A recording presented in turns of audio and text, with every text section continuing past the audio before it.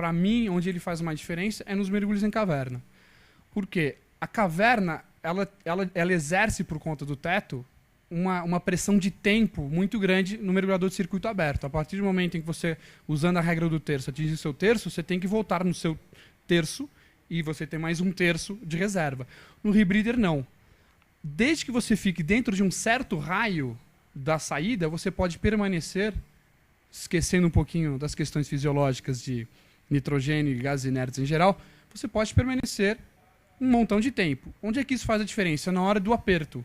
Se você teve um azar, o cabo se cortou, você viajou numa formação geológica e perdeu o cabo, a sua lanterna quebrou e você teve o azar, deixou outra cair, enfim.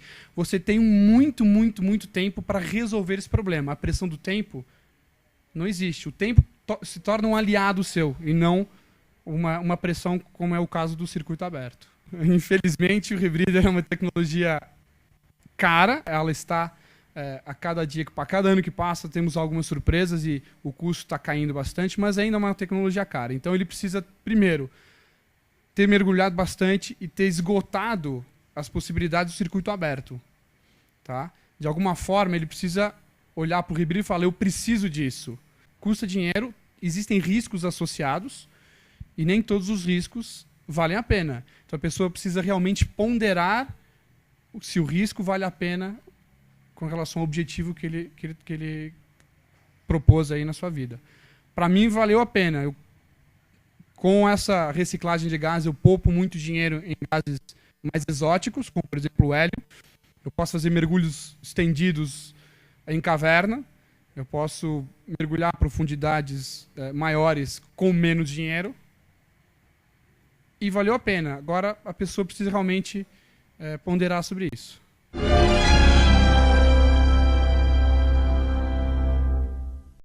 Eu sou um instrutor de mergulho, um instrutor de rebreather, instrutor de caverna também. Um instrutor de mergulho é uma pessoa que tem uma certa familiaridade com todos os sistemas de mergulho que existem, tem uma certa experiência nos mais diversos ambientes de mergulho, tem uma capacidade didática de querer ensinar alguém.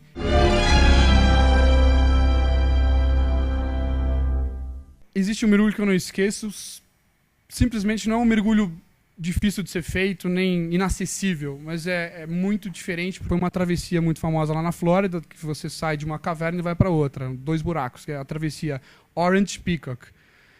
É a chamada travessia de 1 milha, que ela tem exatamente 1 milha. E no circuito aberto você entra a favor do fluxo em Orange, para pegar a maior parte do fluxo a seu favor, e você sai em Peacock gastando um monte de gases e por aí vai. Eu fiz essa travessia exatamente ao contrário, saindo de Peacock, chegando em Orange. Só que aí eu decidi não sair em Orange. Falei, sabe o quê? Vou voltar. E aí eu voltei pelo outro buraco. Foi um mergulho de 4 horas que realmente valeu muito a pena.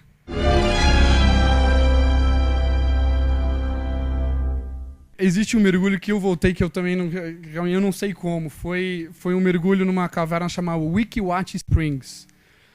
Weeki tem uma caverna de alto fluxo e alta profundidade. Para você ter uma ideia, as pessoas vão com scooters, são aqueles veículos subaquáticos, e é uma caverna que ela cai verticalmente, indo em favor contra o fluxo de scooter, sem conseguir o scooter parar do dedo a fundo. Então você tem que se agarrar e chega um momento em que tem uma restrição. Esse fluxo, para quem conhece a Flórida, como mergulhar em Genie Springs, por exemplo, que é uma caverna que tem um fluxo famoso, é um fluxo que é 3 vezes maior que Genie Springs. E eu estava tentando vencer aquela restrição contra um fluxo muito forte de rebreather. E o meu rebreather tem uns contrapulmões externos. E o fluxo era tão forte que eu não conseguia exalar. Só que eu estava com a cabeça errada. O meu objetivo não era segurança nem sobrevivência. Eu estava com a cabeça no lugar errado. Eu estava com a cabeça com o objetivo de entrar na caverna a qualquer custo. E isso me rendeu um toquezinho de CO2 que quase me fez apagar. Eu, em último instante, consegui fechar o rebreather e mudar para um sistema de circuito aberto. E fui cuspido. Parei por sorte porque tinha uma pedra. E eu saí dos 37 metros e fui parar aos 12. E eu parei porque eu bati as costas numa pedra e fiquei preso nessa pedra. Se não tem essa pedra, eu tinha tomado uma bela de uma DD. E mais 10 segundos dentro do rebreather eu tinha tomado um CO2 que eu não estaria aqui para contar.